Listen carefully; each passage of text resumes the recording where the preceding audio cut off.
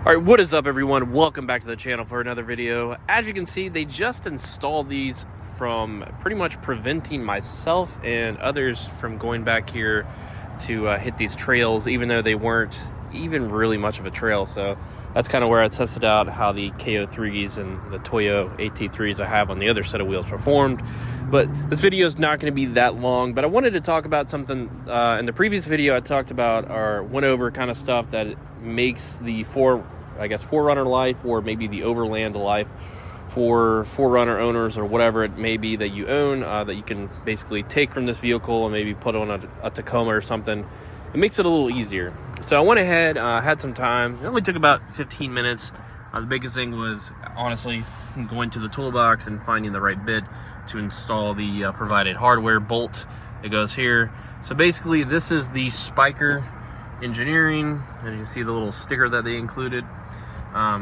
If you followed along where I installed the Scangauge, again, doesn't take that long to do. I didn't know that they send this provided mount right here. Basically, you just, suction it to the window, acts as a suction cup, and then it's magnetized right here to the Scangauge. So I bought this as well, so I was like, well, I might as well just utilize the bracket that Spiker Engineering included. And plus it was kind of getting in the way a little bit. Less is more kind of, I wanted it kind of out of the window way, being that I have my Easy Pass there for tolls. I already have this kind of big mirror that I've gotten used to, this add-on, the Wolf Box, which again is amazing, and I definitely say everyone needs it. But it basically, wired the power cord from the ODB2 to here, underneath the dash a little bit, kind of using zip ties to keep it out of the way, clean as possible. Tucked it here. As you can see, it runs through there. So, and now I'm utilizing the bracket. Very simple to install. All you do is take the factory hardware bolt out, which is on this little uncover right here. The mount goes behind that, and then you use the provided bolt. You need the provided bolt because it's longer, which allows this to basically rest against the A-pillar, or basically the factory A-pillar, so it doesn't swing, and it's not loose and all that. So I believe this looks a little cleaner in my opinion. Plus it helps if you do go over, overlanding or off-roading a lot. There's, times where the suction mount cup will fall off the window, and then the Scangauge falls, and it's not a big deal, but then it's something it's like a distraction almost. So this is basically what this was made for. They also have it for the Scangauge 1 and 2 and the Ultra Gauge. I don't know anything about those. I only know about the Scangauge 3, what I have currently, and it still uses the same magnet. Basically just, you pretty much put it here, and boom, there you go. Boom, slap it back on. So now I got to reposition it. But if you shut the door, that was my biggest worry, was, is it going to get in the way of the door or anything like that, hit the glass? It doesn't. So it's kind of out of the way as well, because it was, like I said, right here. So this is basically, pretty self-explanatory where you would have that, and it's further back, but it doesn't get in the way of the steering wheel. It doesn't get in the way of reading the dash or anything. It's basically just kind of more in your face. If you're coming from like the Mustang and stuff like that I have, a lot of those guys will run boost gauges. Once they, put force induction on the car, they'll put some kind of, mount right here, like Sunco or something. Whatever mounts that you have, they'll put them right here. So they're kind of in your face, but this is kind of further back.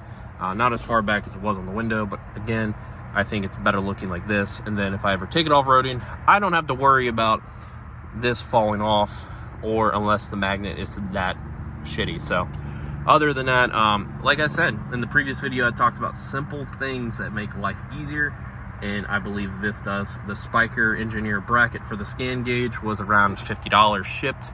The Scangauge itself, I think I paid $240 off Amazon.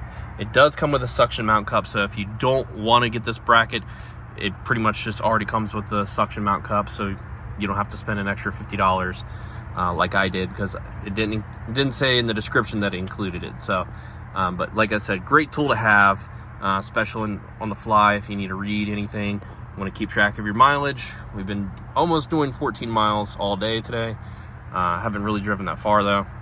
and then it, you know, reads if a check engine light comes on. You don't have to go to AutoZone or Advance. You can just basically do it on the fly right here with the vehicle on, and it will tell you what's wrong with the vehicle. So, not that I, knock on wood, have had to do that, but I have tested it, and it's in no code, so I don't have a check engine light right now anyways. So yeah, I figured that's something just kind of easy, simple to install. Maybe takes 30 minutes to do the entire thing.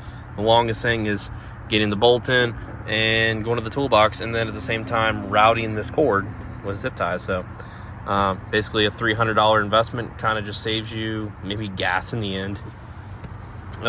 If you daily drive your 4Runner or whatever, and having to go to the parts store to figure out what's wrong with it, you just order the part off online, I guess, or go to the parts. I don't know, whatever you want. So I feel like that makes it a little easier. So yeah, that's all I got for this. We're working on getting this thing supercharged here soon. This 4Runner overall, definitely been enjoying it. It's the best daily driver that I've had, and yeah, there's really nothing else that I'm going to do to it right now. Somebody did say change the rear gearing. I might do that once it gets supercharged. I think it has 411s now.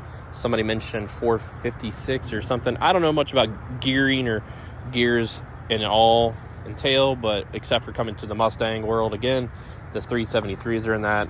I understand that much more than this, but it's probably the same thing, almost, understanding it. So overall, guys, let me know what you think. Pretty much done with this build. Just put a supercharger on it and live a happy life, you know. So yeah, there we go. I'm gonna get out of here. You guys enjoy this video, make sure to give it a thumbs up, subscribe to the channel for future content on all the builds to come, and make sure you hit the notification button to kind of let you know when I do post something random or a video on one of the builds that you follow that you might enjoy. So it's a pretty day. I'm gonna get out of here. So y'all have a good one.